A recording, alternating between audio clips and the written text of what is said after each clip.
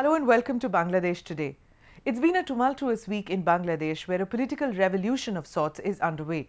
It began when Abdul Quader Mollah, the Butcher of Mirpur, was convicted of beheading a poet and raping a preteen and shooting 344 people during the Liberation War of 1971 and got a life sentence instead of a capital punishment. Mollah emerged from the courtroom flashing a victory sign. It prompted online activists and bloggers to gather at an intersection in Dhaka to launch a unique protest movement.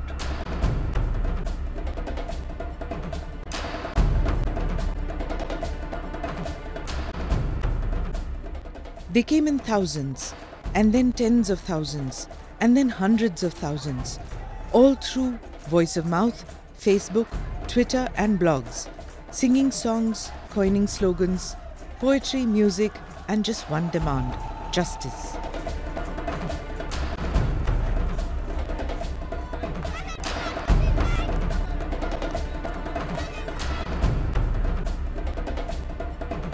I live in Australia and I am fortunate as a freedom fighter. I had a chance to be here to join the mass people of Bangladesh who has a voice for the right judgment for the war criminals.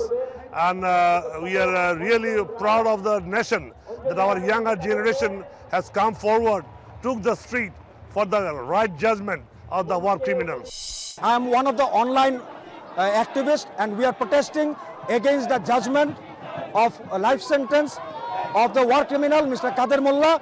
Now we are here, we are protesting in demand of his hang till death. Shahbag Square in Dhaka was renamed Projonmo, or New Generation Roundabout. 3 generations of Bangladeshis spoke in one voice. The barbarians of the 1971 war crimes must be given the maximum penalty.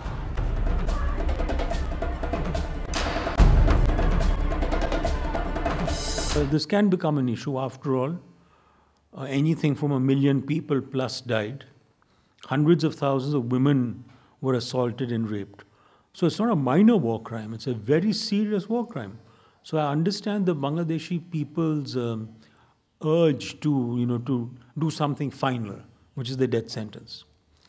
But I don't think that's going to solve anything.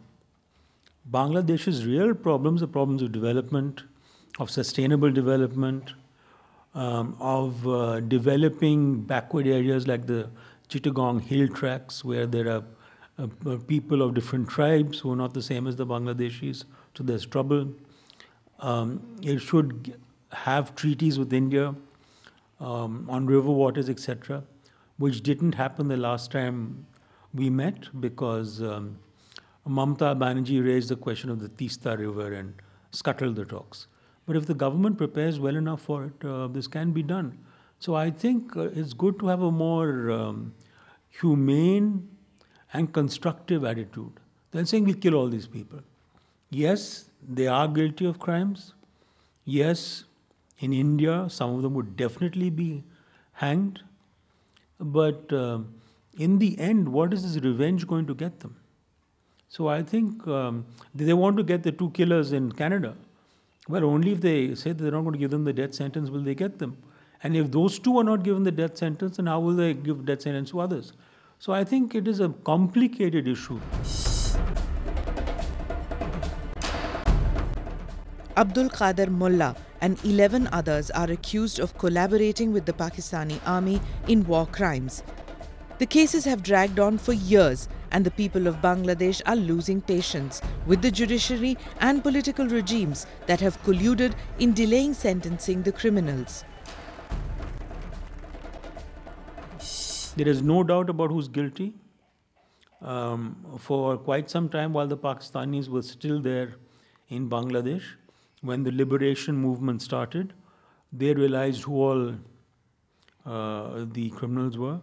Some people like Ziaur Rahman, later president, he was himself a fairly senior officer. And he knows, of course he's been murdered, assassinated since, but he knew who the guilty were, how they operated, how they killed, who helped them and all. And there are other officers also of the East Pakistan Army who deserted from that and supported their country, that is what was later called Bangladesh. So I understand the difficulties the youth and others are having of getting a closure. And some political forces are trying to distract attention from others' social and economic problems by playing this up, which of course they have a right to do, in the sense that those who are guilty of such terrible crimes against men and women should be punished. The question is, how severely do you want to punish them? And when you do that, will you lose the chance of getting those who have escaped, like the two in Canada? Is that worth it? Or you think, no, well, we're going to hang 50 or 100 people.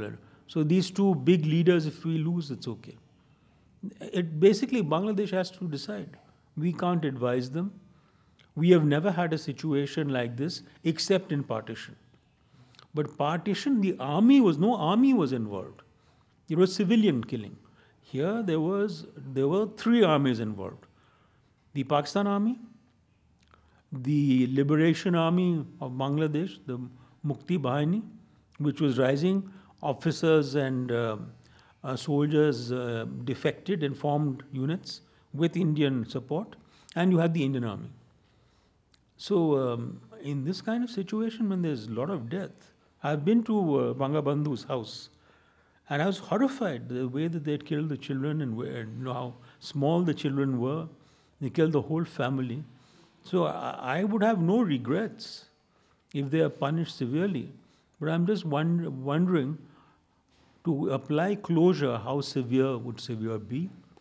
And to apply closure, could they get the same sentence against those who have taken shelter abroad and on the ground that they are avoiding the death penalty, and the others?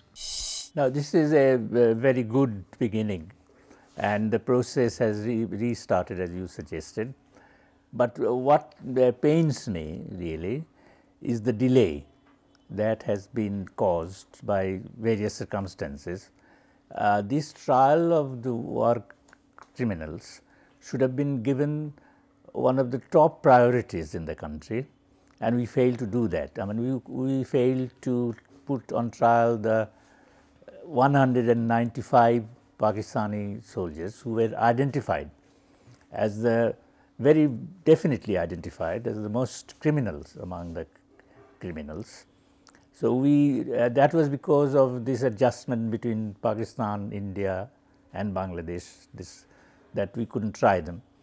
These people we are trying now are collaborators really. I should think that 2 tribunals are adequate. That is one of my preliminary feelings. But what I feel more is that the process should not merely be hasty, but it should also be thorough. The process should be thoroughgoing process, and it should bring out all the evidences against the criminals, and that the crime should be published and should be known to the people, not only in our country but abroad. The War Crimes Tribunal, set up in 2010, was mandated to prosecute the guilty, even though 10 of the 11 on trial belonged to the Jamaat-e-Islami, an ally of the opposition BNP.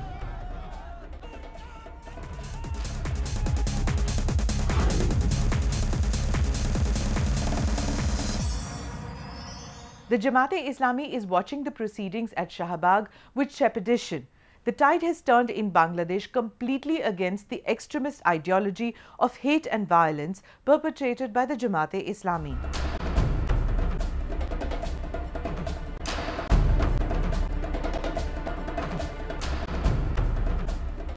The Jamaat and its ways of hartals and burning of cars and public property have plagued the politics of Bangladesh for long.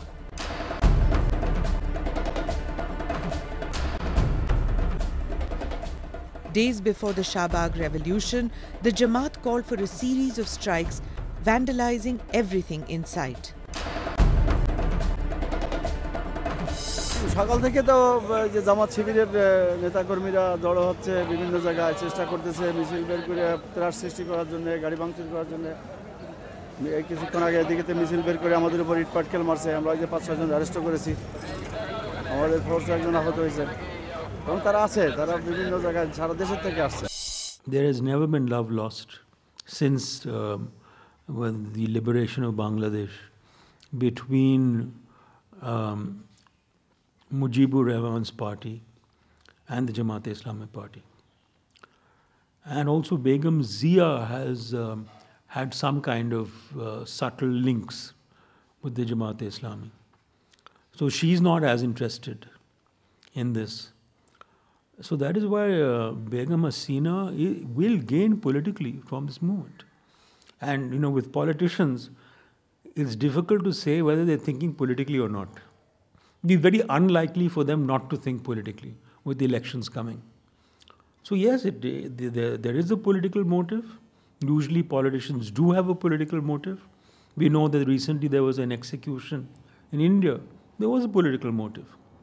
So I think even if there is a political motive, there is also a juristic, a legal motive of the crimes that have been committed. And by now the Bangladeshis have documented them quite well. Because there was, so many people who were injured. They just, there were just lists upon lists upon lists. And I think people in South Asia generally feel that if this kind of crime has been done, for example, in the north, Tamil north of Sri Lanka, then action should be taken. And the only difference of opinion is how severe is severe. People like me say life imprisonment for life is enough. Begum Hasina and her followers say no, death sentence is what is required. But how many people do they give the death sentence? I mean, thousands were involved in the killing. After all, the troops who were captured by India were 90,000 plus. And a number of them were involved in killing. And you don't kill one person. Once you're asked to kill, you kill 5, 10, 15, 20. So what do you do about that? So I think it is a part of Bangladesh's history. It is a part of an attempt to rob them of their chance at freedom, to destroy their intellectuals, to kill all their politicians, to rape their women. It's an unspeakable act of genocide. And for genocide, by law, any punishment is adequate. I'm just talking about my idea of severest punishment to get the country together again.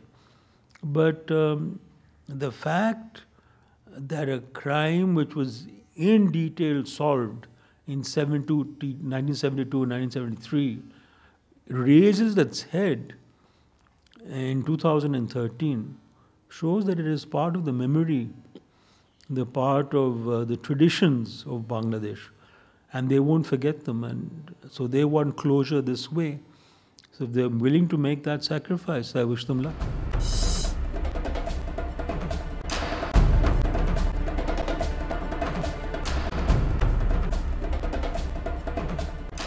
Bloggers and online activists have given birth to a historic political movement where common citizens seek closure to old wounds. The Parliament is now expected to pass a bill whereby the prosecution and defence have equal right to appeal. This will give the prosecution the right to appeal that Mullah be given a harsher punishment than he was awarded.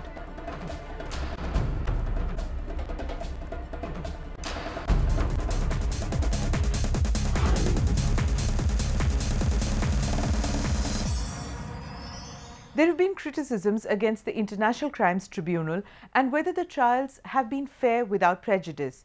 But hundreds of thousands who gathered at Shahbag in Dhaka have faith in the credibility of the trials. All they want is that no criminal should get away with a lesser sentence. More on that in the coming episodes. Thank you for watching Bangladesh Today.